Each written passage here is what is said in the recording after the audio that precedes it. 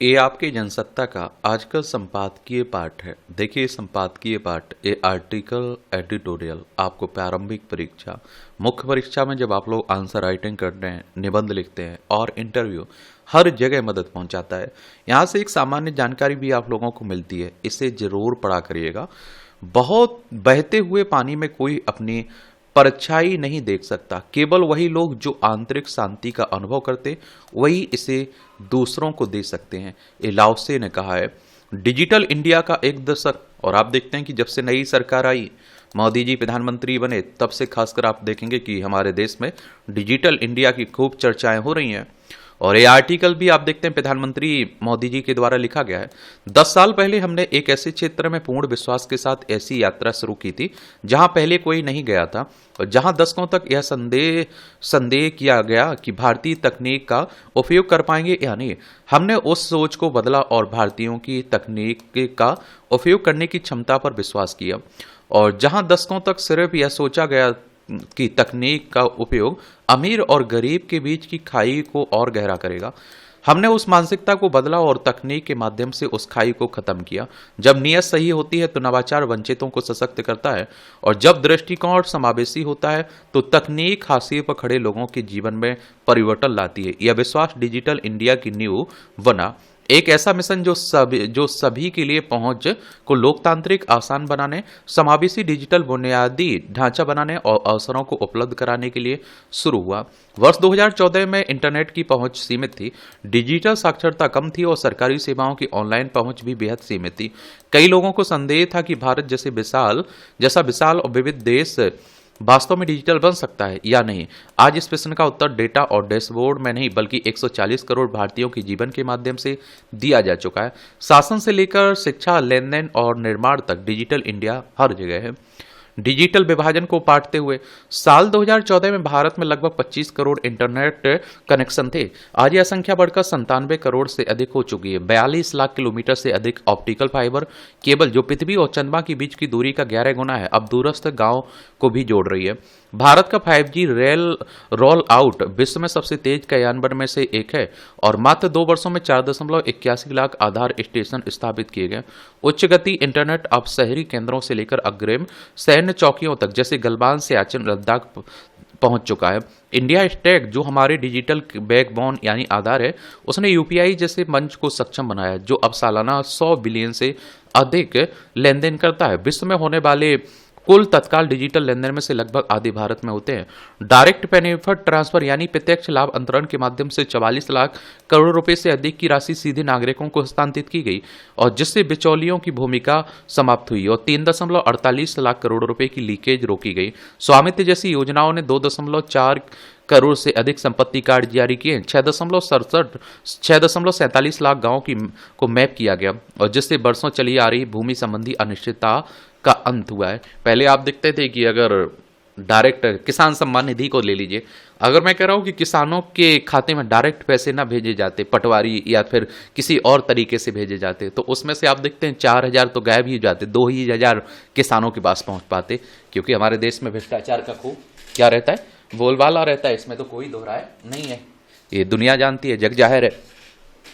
सभी के लिए अवसरों का लोकतंत्रीकरण। भारत की डिजिटल अवस्था अब पहले से कहीं अधिक एमएसई यानी कि सूक्ष्म, लघु और मध्यम उद्यम और छोटे उद्यमियों को सशक्त बना रही है। और ओएनडीसी यानी कि open network of for digital commerce एक क्रांतिकारी मंच है, जो विक्रेताओं और खरीदारों के विशाल बाजार से सीधा संपर्क कर नए अवसरों की खिड़की खोलता है। जीईएम यानी गवर्नमेंट ई मार्केट प्लेस आम आदमी को सरकार के सभी विभागों को सामान और सेवाओं बेचने की सुविधा देता है। इससे न केवल आम नागरिकों को एक विशाल बाजार मिलता है, बल्कि सरकार की बचत भी होती है। कल्पना कीजिए कि आप मुद्रा ऋण के लिए ऑनलाइन आवेदन करते हैं। आपकी क्रेडिट योग्यता को अकाउंट एग्रीगेटर फ्रेमवर्क के माध्यम से आंका जाता है, आपको ऋण मिलता है, आप अपना व्यवसाय शुरू करते हैं, आप जीईएम पर पंजीकृत होते हैं, स्कूलों और अस्पतालों की आपूर्ति करते हैं, और फिर ओएनडीसी के माध्यम से इसे और बड़ा बनाते हैं। क्या करते हैं? बड़ा बनाते हैं। ये आप देखिए ओएनडीसी ने हाल ही में 20 करोड़ लेन देन का आंकड़ा पार किया है, और जिसमें पिछले 20 करोड़ सिर्फ 6 महीनों में हुए। बनारसी दुकान बुनकरों से लेकर नागालैंड के बांस शिल्पियों तक अब विक्रेता बिना बिचौलिए के पूरे देश में ग्राहक तक पहुंच रहे हैं। और जीईएम ने 50 दिनों में 1 लाख करोड़ रुपए का जीएमवी यानी सकल व्यापारिक मूल्य पार किया है, और जिसमें 22 लाख विक्रेता शामिल हैं, और जिनमें 1.8 लाख से अधिक महिला संचालित एमएसएमई है, और जिन्होंने आप देखते हैं कि 46,000 करोड़ रुपए की आपूर्ति की है। डिजिटल सार्वजनिक अवसंरचना, भारत का वैश्विक योगदान। भारत का डिजिटल पब्लिक इंफ्रास्ट्रक्चर डिजिटल सार्वजनिक अवसंरचना यानी डीपीआई जैसे आधार, CoWIN, digi locker, FASTag, PM WANI और वन नेशन वन सब्सक्रिप्शन को अब वैश्विक स्तर पर पढ़ा और अपनाया जा रहा है। कोविन ने दुनिया के सबसे बड़े टीकाकरण अभियान को सक्षम किया है, और जिसने आप देखिए 220 करोड़ की बार सत्यापित प्रमाण पत्र जारी किए। डिजी लॉकर और जिसके 54 करोड़ उपयोगकर्ता हैं, 700 आप देखिए ये 775 करोड़ से अधिक दस्तावेजों को सुरक्षित और निर्बाध तरीके से संभाल रहा है।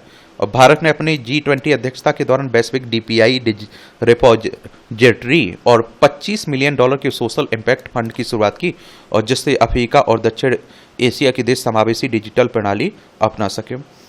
G20 के बारे में भी याद रखिए, ग्रुप 20 की बात हो रही है।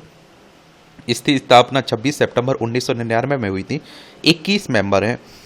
Argentina, Australia, Brazil, Canada, China, France, Germany, India, Indonesia, Italy, Japan, Mexico, Russia, Saudi Arab, South Africa, South Korea, Turkey, United Kingdom, United State और यूरोपीय यूनियन, अफ्रीकन यूनियन आपको सदस्य देखने को मिलेंगे। नव उद्यम शक्ति और आत्मनिर्भर भारत। तो भारत अब विश्व के शीर्ष 3 स्टार्टअप इकोसिस्टम में शामिल हैं, जिसमें 1.8 लाख से अधिक नव उद्यम है। लेकिन यह सिर्फ एक स्टार्टअप है, आंदोलन नहीं है, बल्कि एक तकनीकी पुनर्जागरण। और भारत में युवाओं के बीच कृत्रिम मेधा कौशल और कृत्रिम मेधा प्रतिभा के मामले में बड़ी प्रगति हो रही है। $1.2 बिलियन इंडिया एआई मिशन के तहत भारत ने 34,000 जीपीयू ग्राफिक्स प्रोसेसिंग यूनिट की पहुंच ऐसे मूल्यों पर सुनिश्चित की है जो वैश्विक स्तर पर सबसे कम है, $1 से भी कम प्रति जीपीयू घंटे। और इससे भारत न केवल सबसे सस्ती इंटरनेट अर्थव्यवस्था बल्कि सबसे किफायती कंप्यूटिंग हब बन गया। भारत ने मानवता पहले आधारित कृत्रिम मेधा एआई की वकालत की। नई दिल्ली डिक्लेरेशन ऑन एआई पर नई दिल्ली घोषणा पत्र जिम्मेदारी के साथ नवाचार को बढ़ावा देता है। देश भर में एआई सेंटर्स ऑफ एक्सीलेंस स्थापित किए जा रहे हैं। आगे का रास्ता अगला दशक और भी अधिक परिवर्तनकारी होगा। हम डिजिटल गवर्नेंस से आगे बढ़कर वैश्विक डिजिटल नेतृत्व की ओर बढ़ रहे हैं। इंडिया फर्स्ट से इंडिया फॉर द वर्ल्ड यानी भारत प्रथम से विश्व के लिए भारत तक डिजिटल इंडिया अब केवल एक सरकारी कार्यक्रम नहीं रहा और यह जन आंदोलन बन चुका है। यह आत्मनिर्भर भारत के निर्माण का केंद्र है। भारत को दुनिया का विश्वसनीय नवाचार साझेदार बना रहा है। सभी नवोन्मेषी उद्यमी और बेहतर भविष्य का सपना देखने वालों से दुनिया अगली डिजिटल क्रांति के लिए भारत की ओर देख रही है। आइए हम वह बनाएं जो सशक्त बनाता है। हम ऐसे हल निकालें जो वास्तव में मायने रखते हैं। आइए हम उस तकनीक के साथ नेतृत्व करें जो एकजुट समावेशन उत्थान करता है। अब आप देखिए डिजिटल इंडिया की आप लोग उपलब्धियों के रूप में ये सब बता सकते हैं। आप लोग समझ रहे हैं, कहीं आंसर राइटिंग लिख रहे हैं, कहीं निबंध लिख रहे हैं, तो ये सब बता सकते हैं, लिख सकते हैं। मुस्कान के पीछे मौन। कभी कभी जीवन एक अनकहे संघर्ष की भूमि बन जाता है, जहां मुस्कुराते हुए दूसरों के दुखों को पी जाते हैं और अपनी पीड़ा को मौन की चादर से ढक देते हैं। हम खुद को इस हद तक भुला बैठते हैं कि अपनी पहचान तक धुंधला जाती है। हम एक सामाजिक प्राणी हैं, यह स्वीकार करना जितना असहज है उतना ही कठिन है। उस समाज की अपेक्षाओं के बोझ को ढोते हुए अपने अस्तित्व को अक्षुण्ण बनाए रखना। हम अपने रिश्तों में, परिवार में, मित्रों के बीच और यहाँ तक कि कार्यस्थल पर भी एक ऐसा चेहरा ओढ़ लेते हैं जो सबको स्वीकार हो, भले ही वह चेहरा हमारी आत्मा की सच्ची अभिव्यक्ति ना हो। धीरे धीरे यह मुखौटा इतना अभिन्न हो जाता है कि हम स्वयं भी यह भूल जाते हैं कि उसके पीछे कौन सी अस्मिता सांस ले रही है। दूसरों की खुशी के लिए जीना कोई अपराध नहीं है, यह मानवीय करुणा का सर्वोत्तम रूप हो सकता है। पर जब यह आदत बन जाए और वह भी इतनी गहराई से कि हम अपने सौ को, अपने मैं को ही खो बैठे, तो यही करुणा आत्मघात बन जाती है। सदियों से भारतीय संस्कृति त्याग और बलिदान की परंपरा का सम्मान करती आई है। त्याग और आत्म उपेक्षा में महीन लेकिन महत्वपूर्ण भेद है। त्याग वह है जहां हम पूरी चेतना के साथ अपने मूल्यों के लिए कुछ छोड़ते हैं, पर आत्म उपेक्षा वह है जहां हम दूसरों की अपेक्षाओं में इतने उलझ जाते हैं कि स्वयं की आकांक्षाओं का गला घोंट देते हैं। एक माँ जो अपने बच्चों के लिए अपने सपनों को छोड़ देती है वह त्याग करती है, अगर वह निर्णय स्वतंत्र इच्छा से लिया गया। पर वह माँ जब सामाजिक दबाव, परंपरा या अपराध बोझ से ऐसा करती है तो वह खुद को खो बैठती है। इसी प्रकार एक कर्मचारी जो कार्यालय में सबको खुश रखने के लिए अपनी मर्यादाएं तोड़ता है, धीरे धीरे ऐसे मानसिक बोझ से तपता चला जाता है जहां उसकी आत्मविश्वास और आत्मसम्मान दोनों ही क्षरित हो जाते हैं। और यहाँ एक बड़ा भ्रांति बिंदु उभरता है, क्या स्वयं के लिए जीना स्वार्थ है? समाज ने इस अक्सर ऐसे ही चित्रित किया है। जो व्यक्ति ना कहने का साहस करता है वह असहयोगी कहलाता है। जो अपनी प्राथमिकताओं को चुनता है वह आत्मकेंद्रित समझा जाता है। सच यह है कि जब तक हम स्वयं से प्रेम करना नहीं सीखते तब तक किसी और से सही मायनों में प्रेम कर भी नहीं सकते। आत्म प्रेम वह दीपक है जो हमारे भीतर की अंधेरी गलियों को रोशन करता है। यह हमें सिखाता है कि दूसरों की सेवा तभी तक उचित है जब तक वह सेवा हमारे आत्मसम्मान को निगलने ना लगे। रिश्ते अगर बराबरी और समझदारी के आधार पर बने तो वे धीरे धीरे एक तरफा समर्पण का मांग करने लगते हैं। मित्रता, प्रेम, दाम्पत्य या फिर पारिवारिक संबंध सभी में अगर कोई एक व्यक्ति लगातार समझौते करता रहे, अपनी इच्छाओं का परित्याग करता रहे और हर बार हाँ कहकर दूसरों को सुखी करता रहे तो यह न केवल उस व्यक्ति के मानसिक स्वास्थ्य को छीन करता है बल्कि आखिरकार उस रिश्ते को भी खोखला कर देता है। यह विडंबना ही है कि जिन लोगों के लिए हम स्वयं को खो देते हैं वह अक्सर हमें हमारी असलियत से नहीं, हमारे उपयोग से जोड़ कर देखते हैं, और जब हमारा उपयोग समाप्त हो जाता है तो वे लोग हमें भी त्याग देते हैं। तब जाकर हम उस गहरे शून्य में गिरते हैं जहां ना कोई आवाज, ना कोई पहचान है। खुद को खो देना एक धीमी प्रक्रिया है और खुद को फिर से पाना उससे भी अधिक संघर्षपूर्ण यात्रा है। यह कोई अचानक घटित होने वाली घटना नहीं बल्कि बरसों तक दूसरों की अपेक्षाओं को ढोते ढोते आत्मा का थक जाना है। इस यात्रा की शुरुआत होती है आत्ममंथन से, एक ऐसा ठहराव जब बाहर की आवाजें धुंधली हो जाती हैं और भीतर का मौन तीव्र होने लगता है। और तब हम खुद से सवाल पूछते हैं कि मैं कौन हूँ? जब कोई मुझसे कुछ अपेक्षा ना रखे, क्या मेरी मुस्कान वास्तव में मेरी है या फिर किसी और की संतुष्टि का मुखौटा? सबसे महत्वपूर्ण है कि क्या मेरे निर्णय मेरे हैं, अपने हैं, या फिर सामाजिक समीकरणों की परिणति? या आत्म परीक्षण हमें आत्म स्वीकृति की ओर ले जाता है जहां हम अपनी कमजोरियों को गले लगाना सीखते हैं, अपनी सीमाओं को मान्यता देते हैं और यह समझते हैं कि हर बार हाँ कहना परिपक्वता नहीं बल्कि कभी कभी आत्मविस्मृति हो सकती है। ना कह पाने का साहस ही आत्म संरक्षण का पहला कदम है, एक मौन विद्रोह जो हमें फिर से खुद से जोड़ता है। यही विद्रोह धीरे धीरे आत्मा को पुनर्जीवित करता है और हमें फिर से अपने जैसा बना देता है। समाज के लिए जीना, अपनों के लिए बलिदान देना और संबंधों में समझौते करना, ये सब मानवीय मूल्यों के स्तंभ हैं। पर इन स्तंभों को टिकाए रखने के लिए जिस नींव की जरूरत होती है वह है स्वयं की संपूर्णता।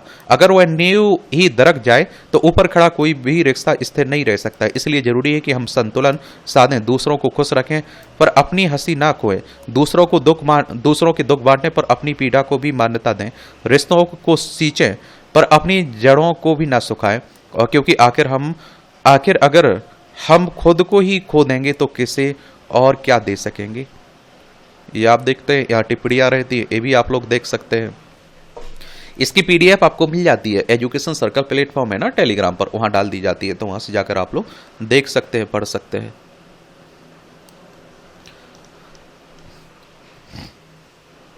संवाद के समानांतर भारत अमेरिका के बीच व्यापार समझौता वार्ता महत्वपूर्ण चरण में है।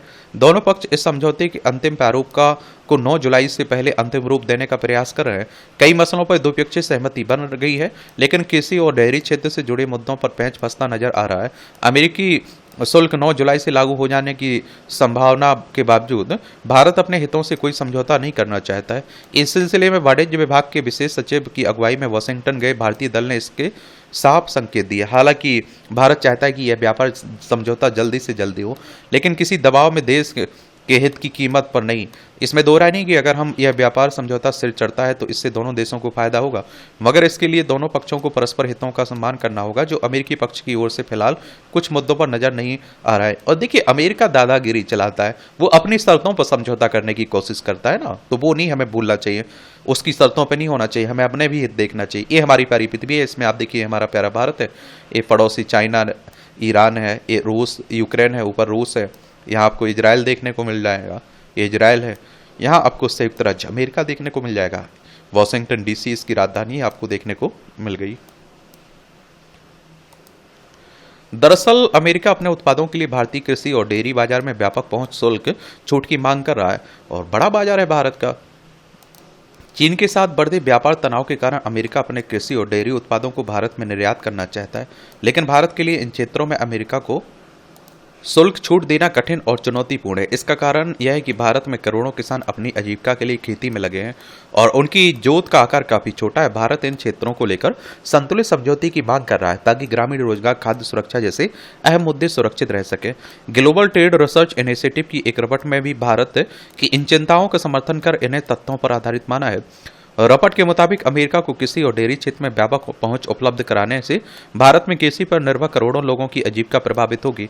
अमेरिका भारत के बीच प्रस्तावित व्यापार समझौते के लिए इस चैनल की वार्ता के लिए भी अहम माना जा रहा है, क्योंकि अमेरिका की ओर से लगाया गया 26% अतिरिक्त शुल्क 9 जुलाई के बाद लागू हो सकता है। टैरिफ की बात हो रही है।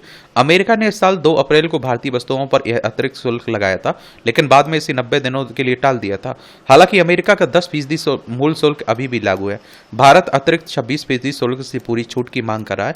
यहाँ गौर करने वाली बात है कि भारत ने अब तक हस्ताक्षरित किसी भी मुक्त व्यापार समझौते में अपने डेयरी क्षेत्र को नहीं खोला। ऐसे में अमेरिका को भारत की चिंताओं को लेकर गंभीरता से विचार करना होगा। अमेरिका डेयरी और कृषि क्षेत्र के अलावा मोटर वाहन, विशेषकर इलेक्ट्रिक वाहन और पेट्रो रसायन उत्पादों पर शुल्क में भी रियायत चाहता। वहीं भारत प्रस्तावित व्यापार समझौते में कपड़ा, रत्न एवं आभूषण, चमड़े के सामान, परिधान, प्लास्टिक, रसायन और श्रम प्रधान क्षेत्रों के लिए शुल्क छूट की मांग कर रहा है। इस समझौते का उद्देश्य द्विपक्षीय व्यापार को मौजूदा 191 अरब अमेरिकी डॉलर से बढ़ाकर 2030 तक 500 अरब डॉलर तक पहुंचाना है। यह बेहद महत्वपूर्ण साझेदारी हो सकती है। उम्मीद की जानी चाहिए कि अमेरिका भारत की चिंताओं को समझकर कदम आगे बढ़ाए। और देखिए, खासकर अमेरिका बड़ा स्वार्थी है, उसके जहां हित सदते हैं वहीं उसके साथ हो जाता है सुस्त रफ्तार। और फिर आप देखते हैं अमेरिका, जो डोनाल्ड ट्रंप है इस समय राष्ट्रपति, वो भी तो एक बिजनेसमैन है, बिजनेसमैन की तरह सोचते हैं, काम करते हैं। ये अर्थव्यवस्था की चमकीली तस्वीर के वर्कस औद्योगिक उत्पादन वृद्धि में गिरावट बड़ा झटका है।